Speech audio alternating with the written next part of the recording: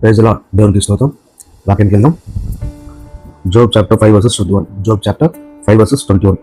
People might say bad things about you with their sharp tongue.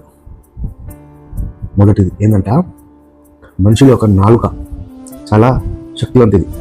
మొదటి చెప్పు ఏంటంటే దేవుడు మనకు బాడీ పార్ట్స్ అన్ని బాగానే చేశాడు. బాడీ పార్ట్స్ అన్ని అంతా బాగానే చేశాడు. కానీ ఒకదానికి చాలా పవర్ ఇచ్చాడు. దేనికి ఇచ్చాడంటే నాలుకకి ఇచ్చాడు. ప్రావర్బ్స్లో చూస్తాడంటే మీకు తెలుస్తుంది, చదివితే తెలుస్తుంది. మనం ఒక నాలుకకి చాలా పవర్ ఇచ్చారు. ఈ నాలుక ఒక మనిషిని చంపేస్తుంది. అదే నాలుక ఒక మనిషిని ఒక హై పొజిషన్లో ఏం చేస్తుంది, కూర్చోబెడుతుంది. అట్లాంటి నాలుక మనుషులు ఏం చేస్తుందంటే, చాలామంది మనుషులు ఏం చేస్తారంటే వాళ్ళకు ఎవరైతే నచ్చదో వాళ్ళని శపిస్తారు.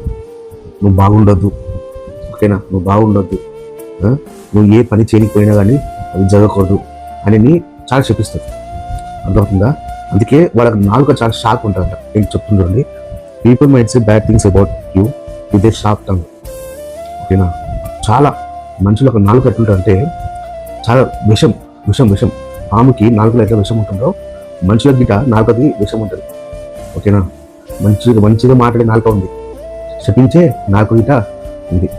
అర్థమవుతుందా? అయితే మీరేం చేయాలంటే జాగ్రత్తగా ఉండాలి. ఇలా మనం మాట్లాడుతున్నాం, ఇతరులతో మనం ఎట్లా మాట్లాడుతున్నాం, ఓకేనా, వాళ్ళని మనం శపించినట్టు మాట్లాడుతున్నామా, వాళ్ళకి ఆశీర్వాదంగా ఉండేటట్టు మనం మాట్లాడుతున్నామా, ఓకేనా. రెండోది, but God will protect you. ఎవ్వరైనా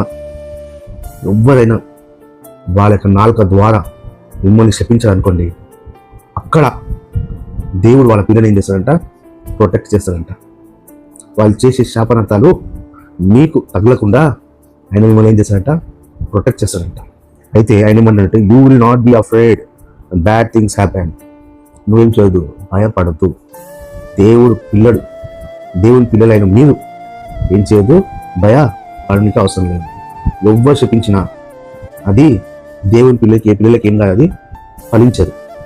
అదవునా, దేవుని యొక్క పిల్లలకి అది ఫలించదు. అదవుతున్నా, ఎవరైనా శపించినా కానీ, ఓకేనా. అయితే మీరు దేవుని పిల్ల ఉన్నదా, దేవుని యొక్క ఒక కుమార్తెగా మీరు ఉన్నదా, అది మీరు ఆలోచించాలి. దేవుని యొక్క కుమార్తెగా మీరు ఉంటే, ఓకేనా, అప్పుడు ఆయన మీరు ఏం చేస్తాడు, ప్రొటెక్ట్ చేస్తాడు. అర్థమవుతుందా? వాక్యం మీకు అర్థమైందనుకుంటా. మళ్ళీ వినండి, మళ్ళీ చదవండి, మీకు బాగా అర్థమవుతుంది. ఓకేనా. దేవుని దీవించిన దాకా ఆమేన్.